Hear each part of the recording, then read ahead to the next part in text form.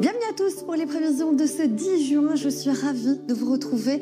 Avant de regarder un petit peu plus dans le détail les prévisions sur le continent européen, on va prendre la direction des États-Unis. On traverse l'Atlantique, direction le Colorado, avec cette tornade de faible intensité. Vous le voyez, des images assez impressionnantes, des images amateurs qui ont été filmées ces dernières 24 heures avec de l'air humide et instable et des orages qui ont provoqué donc quelques tornades. En ce qui concerne le continent européen, très peu de nuages. Regardez cette carte avec un ciel qui est dégagé sur de nombreuses régions, des conditions même estivales, un petit peu de pluie possible. Regardez, en allant vers le nord des îles britanniques, quelques averses localement orageuses aussi du côté de l'Allemagne ou encore de la Russie. Dans le détail, notamment sur les îles britanniques ou encore vers le Benelux, l'anticyclone est bel et bien présent, du beau temps, peut-être une petite averse aussi dans le nord des îles britanniques, du soleil, de la chaleur, 25 degrés par exemple à Bruxelles.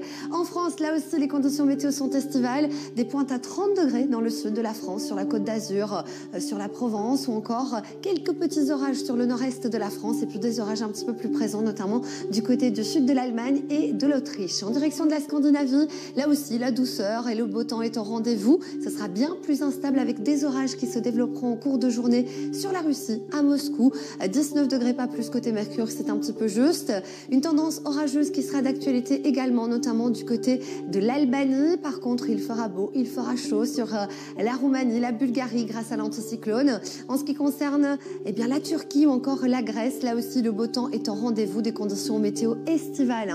C'est le cas aussi en allant notamment vers l'Italie. Peut-être le risque d'une averse orageuse dans le centre de la Sicile ou encore de la Sardaigne. Sinon ailleurs, le soleil va briller de mille feux. Même tendance ici sur la péninsule ibérique, des pointes à 40 degrés du côté du sud de l'Espagne ou encore dans le nord du Maroc. Pendant que vous découvrez les températures et la couleur du ciel dans d'autres coins du monde, on va parler des Corées, de la Corée du Nord et de la Corée du Sud. Regardez, vous le voyez ici, nous avons une grosse écharpe nuageuse et surtout pluvieuse. C'est une dépression associée à une perturbation très active qui va traverser les deux Corées. Résultat, il y aura beaucoup de pluie en peu de temps. On attend entre 50 et 150 mm, des rafales de vent qui pourraient monter jusqu'à 60-70 km par heure.